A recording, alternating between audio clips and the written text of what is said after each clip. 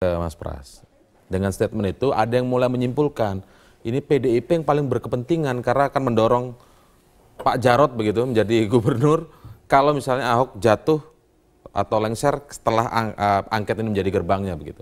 Kenapa harus Pak Jarod? Saya aja kok. Kenapa nggak saya aja sekalian? Nggak ada kita pemikiran ke situ. Saya mending ngikutin aturan dan undang-undang, jangan ditabrak lah undang-undang dan aturan itu. Kalau memang di dalam pembahasan komisi dengan kepala dinas atau yang disebut SKPD ada terjadi kong kali kong, ya jangan mau.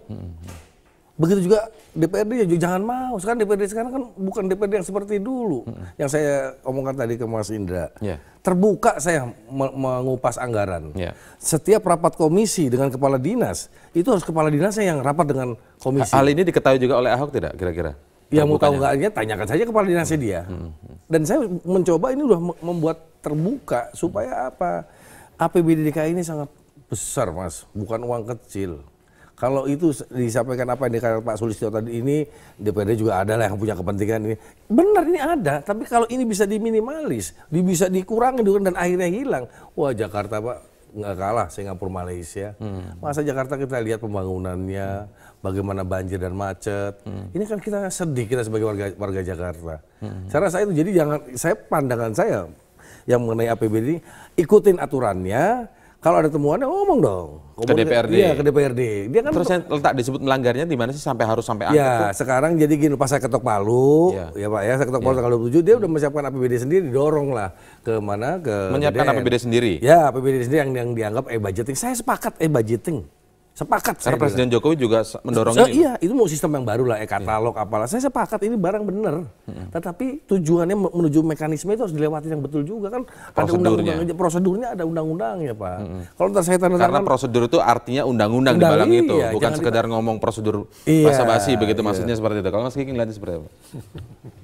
Ini kalau saya lihat dari statement-statementnya Ahok dan Pras ini, sebetulnya ada ini Pak yang dimasalahkan itu soal etika, teknis. Nah, problemnya menjadi serius ketika itu menyangkut uang.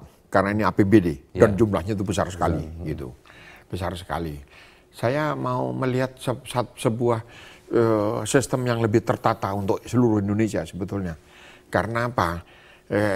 E-budgeting, kemudian muncul jalan sendiri. Gitu.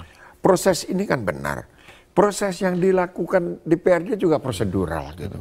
Melesetnya di mana? Kalau saya, ya kita tunggu aja audit sistemnya itu, audit apapun. Sesederhana soal komunikasi atau lebih dari itu sebenarnya kalau menurut Anda? Nah, masalah ketegangan dua ini.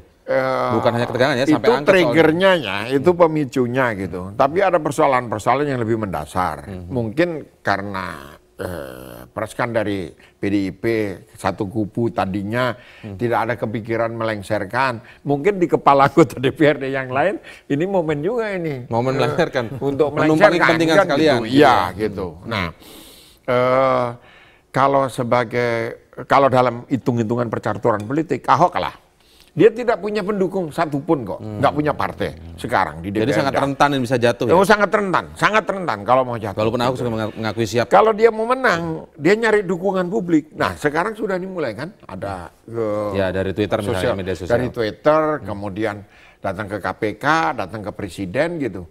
Tapi ini kan juga bola liar ini, jadi sangat rapuh. Jadi kalau boleh saran, kalau mau menang jangan menang pertempurannya, menang peperangan. Menang peperangan itu artinya apa?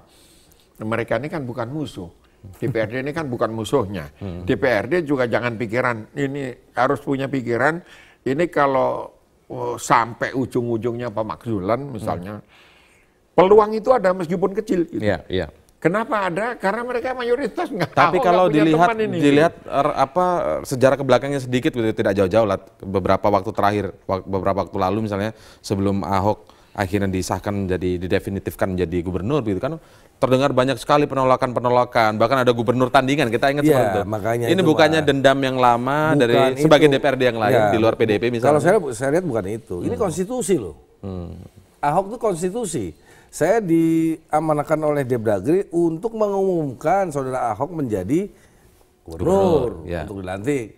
Ya bukan pekerjaan DPR ya, saya umumkan dong dengan resiko apapun ya saya umumkan. Ini konstitusi. Nah sekarang ini kan kembali lagi permasalahannya kan konstitusi juga. Jangan ditabrak-tabrak dengan opini nih sekarang. Bangsa ini mau kemana lagi, Bos? Bangsa ini mau dibawa kemana? Kalau dia mau cari-cari sosial media tanggapan, ini kalau diajak komunikasi yang baik antara Ahok dengan saya, dengan teman-teman DPRD yang lain, saya rasa agak kalau menurut saya gini aja. Ya, dibuka aja. Kalau memang buka-bukaan, DPRD ini punya data seperti apa, keluarin. Ahok punya data seperti apa, dikeluarkan. Sehingga proses-proses, legal proses yang dilakukan itu bisa dinilai publik gitu loh. Ini kan teman-teman di DPRD ini kan merasa dipojokkan, defensif. Angkanya dibuka juga lah gitu.